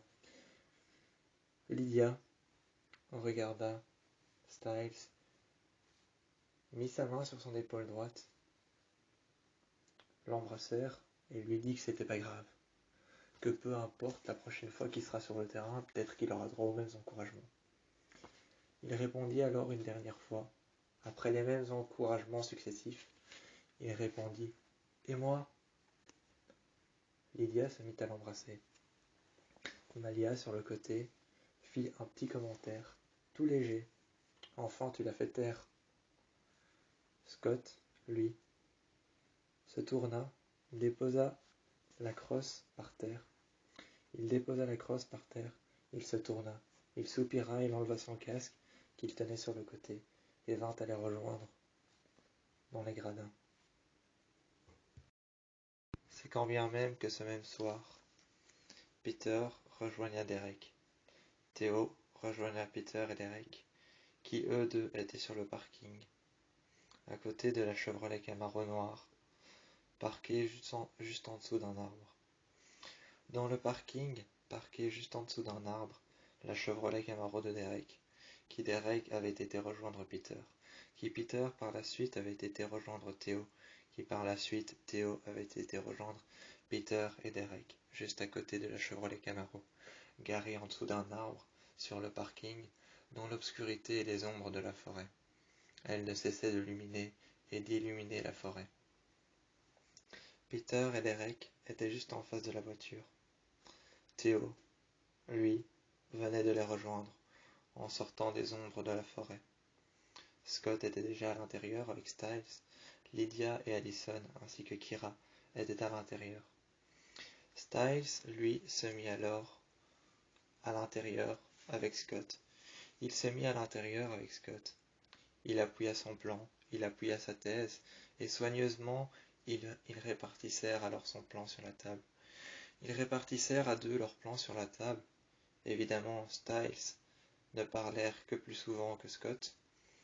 Scott ne parlèrent que moins souvent que Styles. Et c'est alors que Scott se mit à élaborer un plan. Il se mit alors à dire qu'il ne fallait pas oublier le chien de l'enfer qui avait été abandonné à Ekenhouse, celui qui avait été abandonné à Ekenhouse, qui avait hanté Lydia pendant de très nombreuses années. Il ne fallait pas l'oublier. C'est alors que Scott affirma que c'était peut-être ce chien de l'enfer-là, non pas Parrish, que c'était peut-être Halloween, le chien de l'enfer numéro 2, celui qui est mort. Celui qui est mort ou qui a failli mourir d'une balle de fusil à bout portant dans la tête. Halloween ou Halloween, le chien de l'enfer numéro 2. Il ne fallait pas l'oublier. Il ne fallait pas l'oublier. Halloween, le chien de l'enfer numéro 2, était bel et bien encore dans la nature. On avait essayé de le tuer à plusieurs reprises avec une balle de fusil à bout portant dans la tête. Seulement Halloween était vraiment très furax. Et lorsqu'un chien de l'enfer est furax, il peut être aussi dangereux que la bête du Gévaudan. C'est alors que Scott infligea à tout le monde avec puissance et avec sûreté son plan, que c'était peut-être Halloween, le chien de l'enfer numéro 2, qui a été retrouvé à la morgue avec une balle de fusil à bout portant dans la tête, celui qui s'est réveillé après un électrochoc clandestin par Lydia et par Allison, ainsi que par Malia, qui avait essayé de le ressusciter parmi les morts. Essayant de le ressusciter parmi les morts, dans la morgue de l'hôpital, Malia, Allison, ainsi que Lydia avaient essayé. C'est alors qu'avec un électrochoc, elles avaient réussi. Avec un électrochoc, elles avaient réussi à rejoindre Halloween, à le rejoindre dans la morgue. Elles avaient réussi à le rejoindre dans la morgue, à le rejoindre parmi les morts, à le ressusciter. Elles avaient réussi à le ressusciter. Parmi les morts, elles avaient rejoint Halloween. C'est alors que Malia vit soudainement que Halloween, assis par terre, les mains sur le sol, qu'il sentait être froid en dessous de ses jambes et sous la paume de ses mains. Ils remarquèrent alors que le froid du sol, soudainement, sous la paume de ses mains, sous ses jambes et en dessous de son corps, allongé par terre, sur ses épaules, se retenant fermement sur ses épaules, se maintenant fermement au sol avec la paume de ses mains. Le sol était froid, était humide, le sol de la morgue. C'est alors que Halloween avait été ressuscité par Malia, par Allison et par Lydia, qui lui avaient lancé un électrochoc. Elle lui avait lancé un électrochoc avec les machines à relancer les cœurs. Elles en avaient oublié le nom. C'est alors que ces machines, qui servent plus clairement à faire rebattre un cœur, à relancer la pulsation d'un cœur. Ils avaient utilisé cette machine pour relancer la pulsation d'un cœur. Ils l'avaient réutilisée comme étant un électrochoc, une source d'énergie qu'elles avaient utilisée. Elles avaient utilisé ces machines à relancer la pulsation d'un cœur et les battements d'un cœur, pour pouvoir s'en servir comme étant un électrochoc, quelque chose qui relancerait de l'électricité statique ou de l'électricité assez forte pour pouvoir ressusciter un cœur d'entre les morts. Elles avaient ressuscité un chien de l'enfer d'entre les morts, mais cela était risqué, car s'il ressuscitait d'entre les morts, il y avait une forte chance pour qu'il meure, jusqu'à ce que Malia regarde dans ses yeux et voit qu'au plus profond de ses iris, il y avait un voile blanc qui apparaissait. Ses pupilles n'étaient plus noires, mais grises. Ses iris avaient disparu. Il y avait un voile blanc sur ses yeux. Et il se mit alors soudainement à couler du mercure qui parcourait ses joues. Lentement le mercure tombait et parcourait ses joues. Ce liquide toxique qui nous rend fous bien avant de mourir, qui nous fait voir des choses comme étant des hallucinations. Ce liquide toxique et mortel qui aujourd'hui, lorsqu'on en sait plus, nous fait seulement devenir fous et nous fait voir des hallucinations avant de mourir. Lorsque Peter, Derek était là, il s'était appuyé sur la table. Deaton était dans la salle avec eux tous, avec Scott et avec Styles, mais Peter et Derek venaient à peine d'arriver. Ils s'appuyèrent sur la table, et c'est alors que Styles se mit alors à côté de Théo, Théo qui se recula. Il appuya sa thèse et dit alors qu'il y a 1 an, un trafic de drogue, un trafic d'organes et un trafic d'êtres humains avaient été faits. Il passait par les souterrains. Ce trafic de drogue, ce trafic d'organes, ce trafic d'êtres humains drogués, ce trafic qu'il y avait par-dessus les souterrains, ce trafic qui passait par-dessus les souterrains. Aujourd'hui, Styles affirma qu'il y a 1 an, ce trafic de drogue, d'êtres humains, et aussi ce trafic d'organes, il y a 1 an, reprit le même cours qu'avant. C'est alors que Théo affirma que ce n'était pas possible. Mais Styles appliqua sa thèse, soigneusement.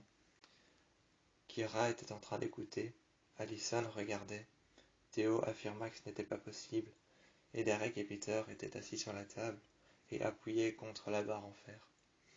Appuyés contre la barre en fer, mais assis sur la table, ils regardaient soigneusement ce qu'appliquait Styles sur la table. Il avait apporté une carte de Beacon Hills, sur laquelle il y avait la forêt qui entourait Ekenhouse, ainsi que le lycée, et la forêt qu'il y avait juste en face, les côtes et le large. Il y avait tout, les points cardinaux, le nord-ouest, le sud-est, l'est, le nord et le sud. Il y avait les points cardinaux, il y avait tout. Il appliqua alors le plan de Ekenhouse, le plan de Beacon Hills, et la forêt. Il montra la forêt, qui longeait les côtes et qui passait par les rives, et il dit alors, en regardant et en montrant, en pointant du doigt Ekenhouse, il dit alors, en tenant un carnet rouge sur lequel il avait appliqué sa thèse, en l'ayant écrit avec un bic, il tenait alors son bic de la main droite et son carnet rouge ouvert à une certaine page sur laquelle il avait appliqué sa thèse par écrit. Il la tenait en main, il tenait son carnet rouge en main, sa thèse qu'il avait appliquée par écrit. Et c'est alors qu'avec son bic, il appliqua sa thèse, et il dit alors que sa théorie c'était qu'il y avait 1 an, un trafic de drogue, d'êtres humains drogués, et un trafic d'organes et d'êtres humains, passait par-dessous les souterrains, dans les fosses septiques, et en sens inverse des courants telluriques. Seulement le mouvement se répartit dans tout Beacon Hills. Aujourd'hui, il avait appliqué que le mouvement se répartissait dans tout Beacon Hills et se répétait sans cesse. Le mouvement se répétait sans cesse. Il était en train d'expliquer que le mouvement se répétait sans cesse, qu'il était appliqué à être réparti dans tout Beacon Hills. Il se répétait, mais cette fois-ci, il se répétait dans les sens inverses des courants telluriques. Qui lorsqu'il pouvait savoir qu'il longeait les côtes, il prit alors la carte de Beacon Hills, sur laquelle il appliqua une carte transparente des courants telluriques. Imprimée en noir par-dessus, il tourna la carte une nouvelle fois, dans le sens inverse. Les courants telluriques jonchaient bien les côtes. C'est alors qu'il appliqua sa thèse. Il dit alors une nouvelle fois, il rappela encore une fois, que le trafic de drogue, d'êtres humains drogués et d'organes passèrent le long des côtes. Comme il l'avait dit, il y a 1 an, ce trafic de drogue, d'organes et d'êtres humains drogués passaient le long des côtes, et dans un sens précis, dans un but précis, ils passèrent par les fosses septiques dans les sens inverses des courants telluriques. Il appliqua alors sa thèse, qui se répétait aujourd'hui en se répartissant dans tout Beacon Hills. Elle se répétait cette fois-ci dans les sens inverses des courants telluriques. Il appliqua alors son plan. Il s'appuya sur la table et il montra Beacon Hills, la forêt plus exactement, ainsi que Aiken House et puis le lycée. Ces trois lieux formaient un triangle concret, un triangle en angle droit, qui relièrent chaque lieu à chaque endroit. Chaque coin du triangle, chaque angle du triangle, formèrent un triangle exact de trois angles droits. Ce triangle exact de trois angles droits formèrent des angles qui reliaient la centrale électrique, qui reliait le lycée de Beacon Hills à Aiken House. Le lycée de Beacon Hills était relié à Aiken House, tandis que Aiken House était relié au lycée de Beacon Hills, tout comme le lycée de Beacon Hills était relié à la centrale électrique, tout comme la centrale électrique était reliée à la forêt. Cela formait un triangle parfait, en angle droit. C'est alors que les trois angles reliaient ces trois endroits. Ils parlèrent ensuite du mouvement répétitif à Beacon Hills qui se répartissait dans toute la ville. C'est alors qu'il prit soigneusement la tâche de montrer la forêt. Le mouvement se répétait, mais cette fois-ci, dans les sens inverses uniquement. Ils longèrent les côtes et passèrent par les sous-sols.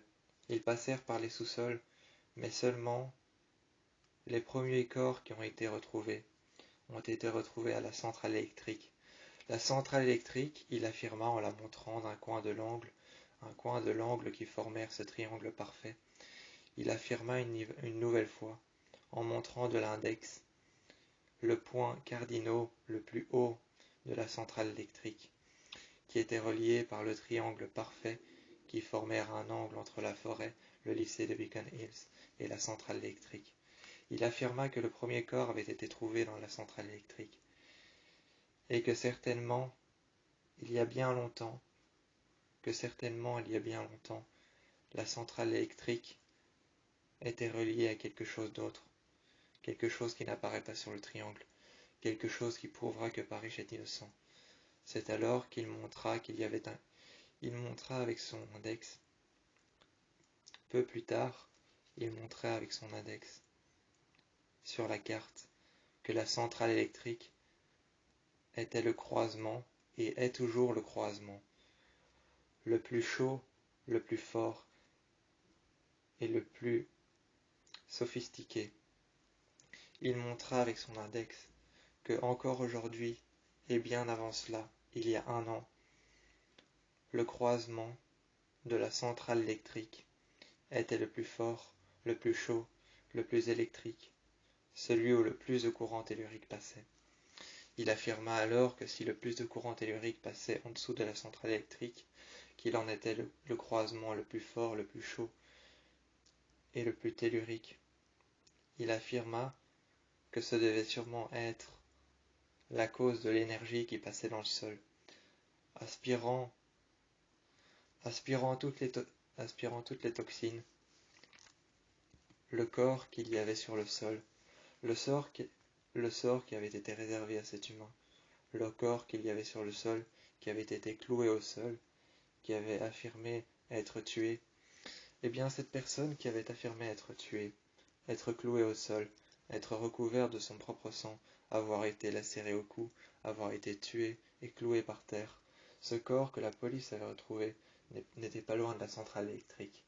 Seulement, on avait appris en biologie que lorsqu'un corps est laissé plusieurs jours, plusieurs années ou plusieurs mois à la terre ferme, tout dépendait de la terre qu'il y avait en dessous du corps. Cela pourrait être possible donc que le corps avait aspiré toutes les toxines. Cela pouvait être donc possible que le corps avait aspiré toutes les toxines de la terre, aspirant ainsi l'énergie du point de croisement le plus chaud et le plus tellurique de tous les courants telluriques qui passèrent dans le sol.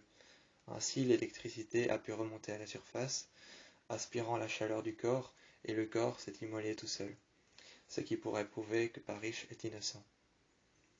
Scott ne cessait de répéter qu'il ne fallait pas oublier Halloween. Il ne fallait pas oublier Halloween, le chien de l'enfer numéro 2 qui avait été retrouvé à Ekenos, pris au piège dans de la pierre qui avait été refroidie, plus précisément notamment, rajouta Styles, de la pierre volcanique qui avait été refroidie, dans lequel Halloween avait été repris en otage, le chien de l'enfer numéro 2. Eh bien, il ne fallait pas l'oublier, il ne fallait pas le négliger, car ce pourrait peut-être être une piste. Parrish arriva ensuite, s'installa sur la table, mit ses mains sur la table et s'appuya dessus en regardant la théorie qu'avait appliquée Styles. Parrish expliqua qu'il avait vu une bête sauvage, noire, aux yeux rouges, aux dents lacérées, qui venait de dévorer de la chair. Il l'avait senti, il l'avait entendu, et il pouvait encore avoir le goût du sang et l'odeur du sang. À la bouche et au nez, il avait l'odeur et le goût du sang. Il pouvait encore sentir l'odeur du sang et voir cette bestiole, cet être maléfique, cette ombre courir dans la forêt, prendre la fuite, cette ombre aux yeux rouges, aux dents lacérées. Il pouvait encore la remarquer dans la forêt courir à travers l'obscurité, s'enfoncer dans l'ombre. Parrish affirma, en s'appuyant sur la table, que cette chose en voulait à Lydia, qu'il pouvait le ressentir, que cette chose en voulait à toutes les banshees, mais notamment plus concrètement à Lydia. Il a alors essayé de la protéger, mais d'un mouvement de flamme, il a sûrement brûlé la personne qui se trouvait dans son chemin, croyant que c'était Lydia pour pouvoir la protéger. Il a voulu brûler cette chose, mais la personne qui se trouvait à ce moment-là, dans la forêt, recherchant Lydia qui s'était évadée des Canals. La personne qui s'était retrouvée face à Parrish, ce soir-là, avait été brûlée vif par ses propres flammes, voulant protéger Lydia de ces personnes qui la recherchaient avec une lampe de poche dans la forêt. Sûrement des personnes qui étaient encore des gardiens des Canals. Eh bien, il affirma qu'il avait voulu protéger Lydia, qu'il avait essayé de la protéger, mais qu'en lançant le plus de flammes possible, en brûlant et en s'avançant vers cette personne, elle a pris feu, elle est tombée par terre, et elle y est restée clouée au sol. C'est alors que Parrish s'était accroupi par terre pour protéger Lydia. Il créa une implosion, à l'intérieur de lui-même, qui évacuèrent des flammes dans toute la forêt. Il avait sûrement tué cette personne, mais il fallait encore savoir comment. Et si oui, la théorie de Styles était vraie ou fausse, il fallait encore savoir comment, et trouver un moyen d'essayer de ne pas incriminer Parrish, mais de le désincriminer. Peter et Derek sortirent de l'animalerie de Alan Deaton. C'est alors qu'ils prétendèrent tous les deux dans la voiture que le premier point cardinal qui avait été cité par Styles lorsqu'il était parti de chez Alan Deaton. Tous les deux, une fois au loft de Derek, même une fois dans la Camaro, une fois au loft de Derek. Sur la route, ils affirmèrent tous les deux que le premier point cardinal qui avait été cité par Styles, qui formèrent un triangle exact aux 4 angles, aux 3 angles et aux 4 angles, plus Ekenhaus. Si l'on comptait Ekenhaus, cela faisait 4 angles et formèrent un carré. Mais si l'on ne comptait pas Ekenhaus, cela formèrent un triangle exact, à chaque angle juste, qui reformèrent le même triangle, ainsi de suite, reliant 3 parties, le lycée, la forêt, Ekenhaus et l'hôpital. Ces 4 parties formèrent un triangle. Si l'on en enlève une, telle que l'hôpital, ces 4 endroits formèrent un triangle exact. Si l'on en rajoute une, cela formèrent un carré exact. C'est ce qu'a affirmé Stiles, mais c'est ce que redoutaient Derek et Peter. Derek et Peter redoutaient que ce carré, qui formèrent un carré exact, aux angles parfaits, reliant Ekenhouse, la forêt, et le lycée de Beacon Hills, ainsi que même l'hôpital. Retirant l'hôpital, cela formèrent un triangle exact. Mais ils en oublièrent la présence de la centrale électrique. La centrale électrique était le point de croisement de tout ce qui était les champs telluriques. Tout ce qui était les champs telluriques était le point de croisement de la centrale électrique. La centrale électrique était le point de croisement le plus haut de tous les champs telluriques. Ils en oublièrent que Kira pouvait peut-être en être la responsable, car ses pouvoirs ont commencé à accroître, à devenir de plus en plus forts, et à se révéler au grand jour à la centrale électrique. Lors de l'explosion et de l'implosion des compteurs, Kira a découvert le Kitsune. C'est ce qu'il craignait. Peut-être était-ce la faute du Kitsune, des pouvoirs incontrôlables de Kira, qui devait encore partir chez les Thérianthropes pour pouvoir en savoir plus sur le Kitsune. Seulement, Peter et Derek n'osèrent pas tout de suite affirmer leur thèse. Ils préféraient comprendre et en savoir plus sur ce qu'avait affirmé Stiles.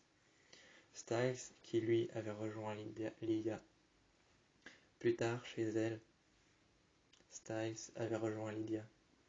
Dans son lit à Lydia, Lydia prit Stiles par les joues, lui passèrent la main dans les cheveux, l'embrassèrent lèvres contre lèvres, regardèrent ses yeux ouverts. Étonnés, ils l'embrassèrent. Et c'est alors qu'ils regardèrent ses yeux grands ouverts. Lydia passèrent ses mains sur ses joues. Tout en délicatesse, ils passèrent ses mains sur ses joues, ainsi que sur son arcade sourcilière, passant ses mains dans ses cheveux.